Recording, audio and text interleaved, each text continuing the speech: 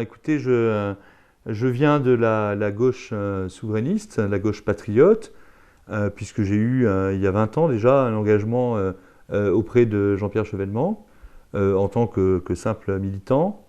J'ai ensuite été, comme je le dis souvent, orphelin politiquement, dans le sens où, entre 2002 et 2011, je n'avais aucune offre qui puisse me satisfaire sur l'échiquier politique national.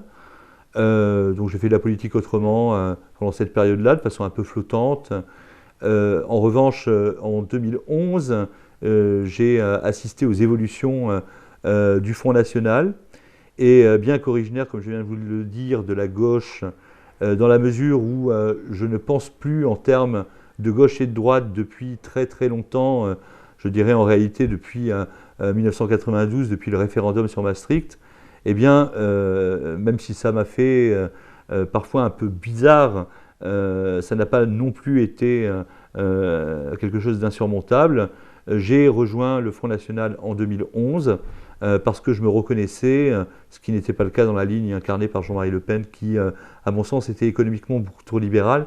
Je me reconnaissais donc en 2011 dans la ligne qui commençait à s'imposer à la faveur de l'élection de Marine Le Pen à la présidence du mouvement. J'ai appris rapidement après que Marine Le Pen avait un conseiller qui n'était pas pour rien dans la nouvelle orientation du FN, à savoir Florian Philippot. Florian Philippot dont j'ai fait la connaissance en 2013. Nous avons déjeuné ensemble en juillet 2013 pour la première fois. Et j'ai été donc dans l'entourage proche de Florian Philippot durant les années qui ont suivi, au FN d'abord, où nous avons ensemble œuvré dans le sens de la dédiabolisation du mouvement, où nous sommes devenus, d'ailleurs, grâce à cette démarche de dédiabolisation, le premier mouvement de France dans cette période-là. Les années 2014-2015 ont été des années de grande dynamique. Donc j'ai fait la campagne présidentielle de Marine Le Pen à partir de l'année suivante, en 2017 tout particulièrement. J'étais l'un de ses 30 conseillers stratégiques, en charge plus particulièrement des questions d'éducation. Donc je portais la parole du mouvement sur les questions scolaires, de formation, d'université, etc. Faisant la campagne de Marine Le Pen en 2017, et étant en quelque sorte au cœur du dispositif, eh bien, j'ai, dès cette période-là, commencé à percevoir, de même que Florian Philippot le percevait, une sorte d'évolution tout à fait inquiétante de ce qui avait été jusque-là la ligne du mouvement. Tout particulièrement, on sentait que des gens que Marine Le Pen faisait revenir dans son entourage, tels notamment son beau-frère, particulièrement Philippe Ollivier, eh bien, influaient d'une façon, à notre sens, négative sur la ligne du mouvement, droitiser le mouvement, commencer à annoncer en quelque sorte le reniement majeur qui a été celui des mois qui ont suivi concernant la sortie de l'Union européenne et la sortie de l'euro, tant et si bien que nous avons fait le choix de quitter le Front National en septembre 2017. J'ai annoncé ma démission du Front eh bien, quelques heures après Florian Philippot. Nous avons donc, à partir de ce moment-là, créé un nouveau mouvement politique, les Patriotes, dans le cadre duquel je suis depuis l'origine très investi, notamment en dirigeant le pôle d'expertise du mouvement dont nous allons, je crois, reparler.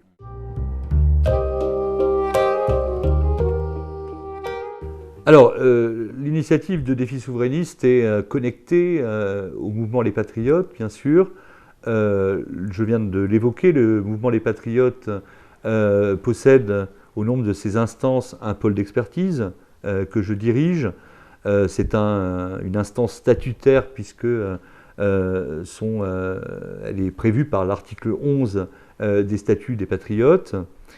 Et nous avons donc commencé depuis déjà plusieurs mois à réunir toutes les personnes qui se signalaient à nous, qui manifestaient le désir de partager ou de participer à ce travail collectif, qui sont des personnes souvent très diplômées, qui sont de toute façon en position de véritablement élaborer dans des domaines particuliers des travaux présentant un haut niveau d'expertise et, je l'ajoute, des travaux ayant une visée programmatique. Donc le pôle d'expertise s'est constitué et nous avons décidé, même si ça reste le pôle d'expertise du mouvement Les Patriotes, eh bien, de l'externaliser du point de vue en tout cas de son site internet et d'une publication qui est pour l'instant en projet mais qui devrait advenir rapidement, parce que le site internet des Patriotes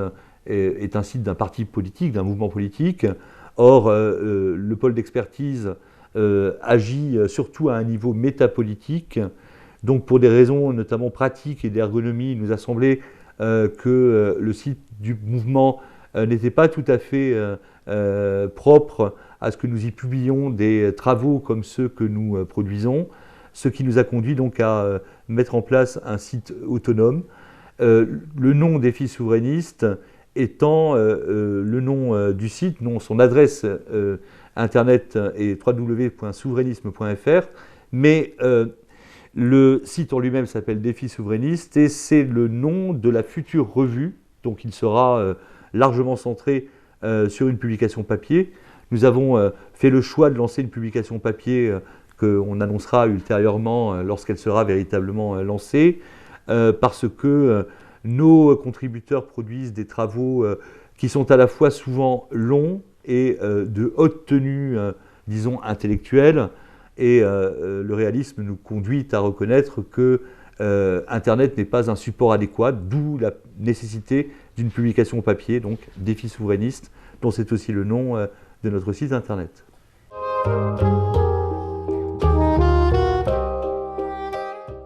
Oui, bien sûr, c'est-à-dire que nous visons d'abord, nous accepterons très volontiers les bras ouverts toute contribution qui pourrait venir de quelques personnes, que ce soit se situant dans ce que j'appelle assez souvent la nébuleuse souverainiste, la galaxie souverainiste, parce que nous considérons que les idées n'appartiennent ni à un parti ni à un autre, mais ont par nature quelque chose de transpartisan et que du reste, il importe que les idées circulent. Donc nous sommes ouverts par principe à des contributions de personnes. D'ailleurs, parmi les membres du pôle d'expertise qui constituent le noyau des contributeurs, certains ne sont pas adhérents des Patriotes ou sont des contributeurs associés.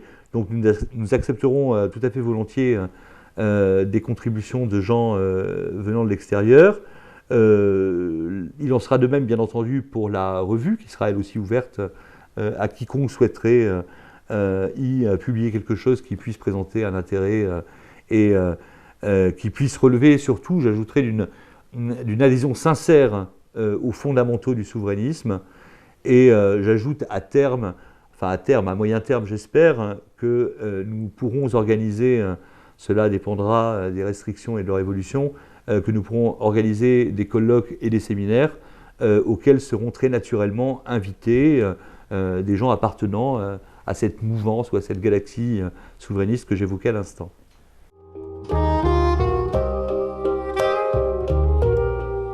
Bien, écoutez, le souverainisme dont j'ai pu d'ailleurs percevoir, pour avoir fait plusieurs campagnes électorales, que la notion n'était pas toujours très bien comprise par nos compatriotes. Elle est pourtant extrêmement simple à expliquer. Je dirais que être souverainiste, c'est viser un projet extrêmement simple, celui de redonner au peuple français la pleine maîtrise de son destin. Voilà. Et souverain, un pouvoir au-dessus duquel, ou supérieur auquel, il n'y a absolument rien. Un pouvoir qui est en lui-même le pouvoir souverain. Or, bien entendu, le fait que, puisque vous m'interrogez sur la connexion avec la nation, le fait d'avoir pour projet politique de permettre à la nation de récupérer, c'est-à-dire au peuple constitué en corps civique, de récupérer l'ensemble de ses souverainetés, c'est la condition pour que les politiques publiques aillent dans le sens de l'intérêt général du peuple.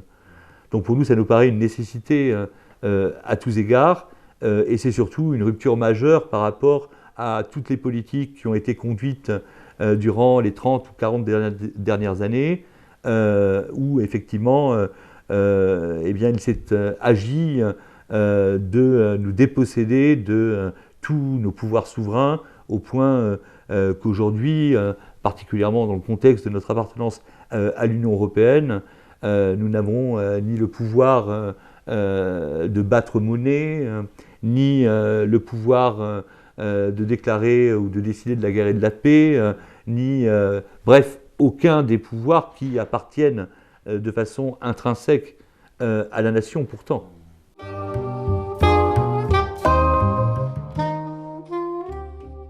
Bah écoutez, je l'ai évoqué tout à l'heure en vous disant que me concernant, je pense, et je sais que je ne suis pas le seul, loin de là, je pense véritablement, résolument, hein, par-delà la gauche et la droite depuis très longtemps. J'ai évoqué 92.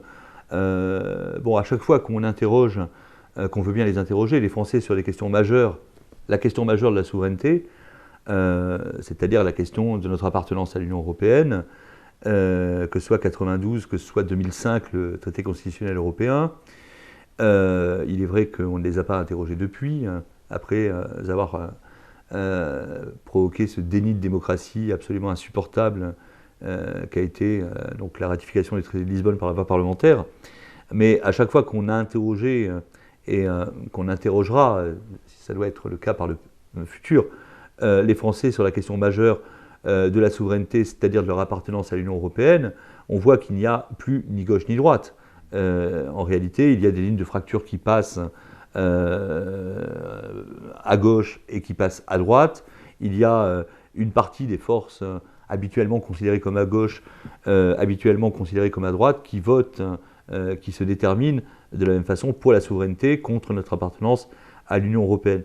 Donc je vous répondrai en un premier temps que le souverainisme, bien entendu, n'est ni de gauche ni de droite. Et c'est d'ailleurs le positionnement tout à fait clair d'un mouvement politique comme les Patriotes qui ne sont ni de gauche ni de droite. Alors il faut préciser, je pourrais le faire par une analyse historique, mais le temps sans doute nous manque. J'évoque simplement le fait que historiquement, la défense de la souveraineté, la défense de la nation, de la République a été portée selon les périodes par la gauche, par la droite. Donc ces valeurs ne sont, je le répète, ni de gauche ni de droite, la preuve aussi par l'histoire.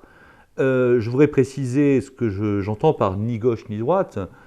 Ce n'est pas une facilité rhétorique, du moins je ne le pense pas.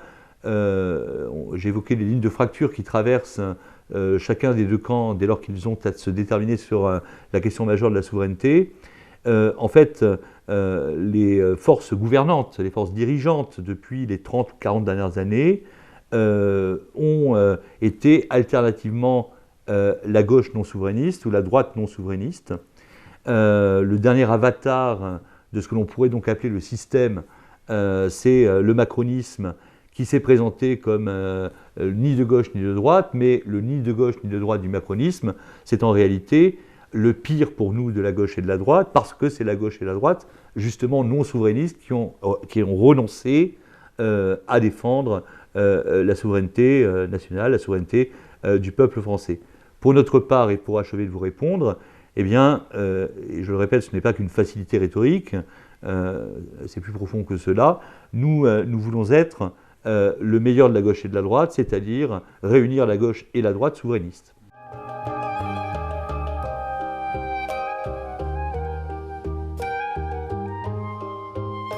Absolument.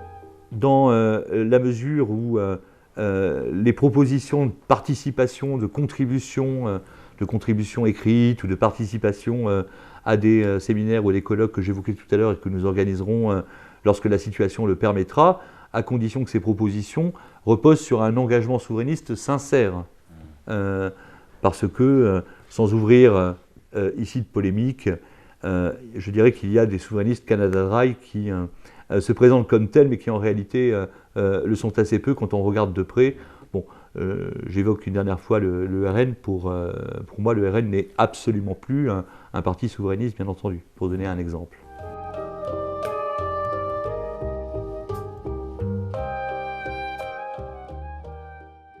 Alors, j'ai évoqué tout à l'heure le fait que si nous l'avions appelé ce site Défis souverainistes, c'est parce qu'il se centrera largement sur une publication papier, dont j'ai justifié l'existence en vous indiquant que, bien entendu, vu la qualité, le haut degré de compétence, le haut niveau de compétence de nos contributeurs, eh bien, nous avons beaucoup de contributions qui sont à la fois longues et de lecture ardue. Donc, de ce point de vue, une publication sur un simple support informatique ne permettrait pas de leur permettre d'avoir toute... ne serait pas adéquat, je veux dire. Hein. Donc, il y a effectivement, première partie du dispositif, la publication papier, mais nous voulons aussi que ce site, toujours dans la perspective d'ouverture et le but donc, qui est de favoriser la libre circulation des idées dans la mouvance souverainiste, nous voulons aussi qu'il soit une sorte de média. C'est-à-dire que je sais d'ores et déjà pouvoir me reposer pour cette partie-là sur une équipe de jeunes particulièrement investis, intéressés et talentueux, dont je sais qu'ils auront à cœur d'interroger, de faire des reportages vidéo de personnalités appartenant à la mouvance. Je souhaite également que ce site ait la dimension donc d'un média pour contribuer à cette circulation des idées souverainistes.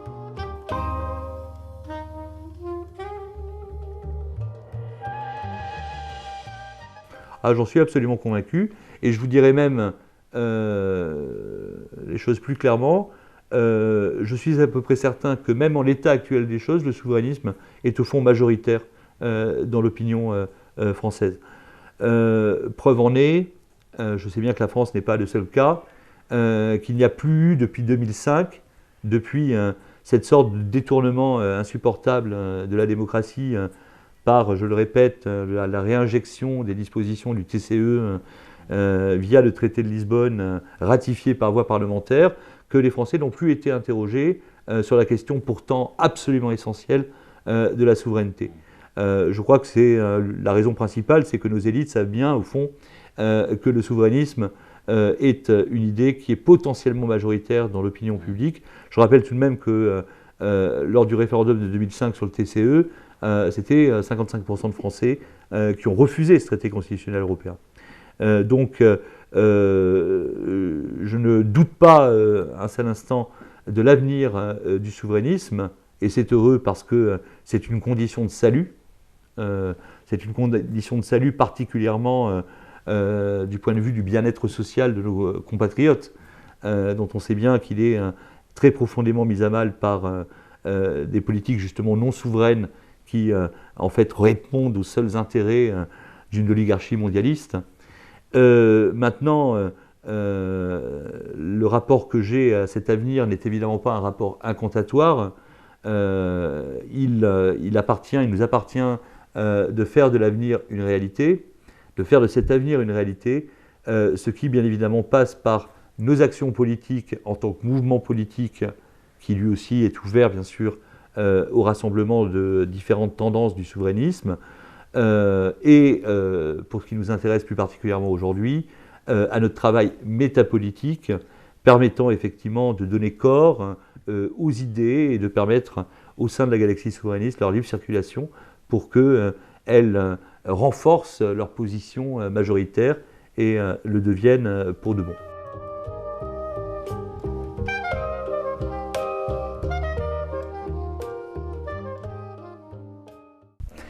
Ce que vous demandez là est tout à fait important et essentiel, effectivement. Je ne suis pas très coutumier des métaphores sportives, mais je dirais qu'il ne s'agit pas, ce serait une erreur stratégique, de simplement jouer en défense. Il nous faut également travailler très positivement à donner corps aux idées souverainistes. C'est-à-dire qu'elles doivent, évidemment, et là, il y a une véritable tâche qui est à la fois politique et métapolitique, hein, elles doivent être perçues de plus en plus par l'opinion comme étant non seulement des idées neuves, des idées originales, des idées d'avenir, parce que l'un des obstacles peut-être à ce que ces idées, du moins jusqu'à présent se soit véritablement imposée, c'est sans doute qu'elles sont par une partie de l'opinion perçues comme par trop traditionnelles, si vous voulez. Or, le souverainisme est évidemment une idée d'avenir, pour la raison que je viens de vous dire. L'avenir du peuple français passe par nécessairement la reprise en main par celui-ci de son destin, et donc par la récupération de tous les pans de souveraineté qu'il a perdus du fait de ses dirigeants depuis une trentaine, une quarantaine d'années.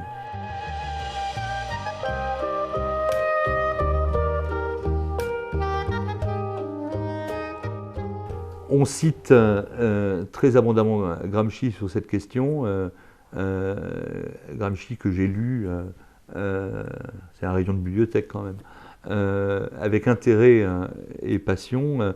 Eh bien, effectivement, beaucoup de choses, sinon l'essentiel, sinon ce qui conditionne la victoire au niveau politique, au sens politique du terme, passe bien entendu par le combat culturel, j'en suis absolument convaincu.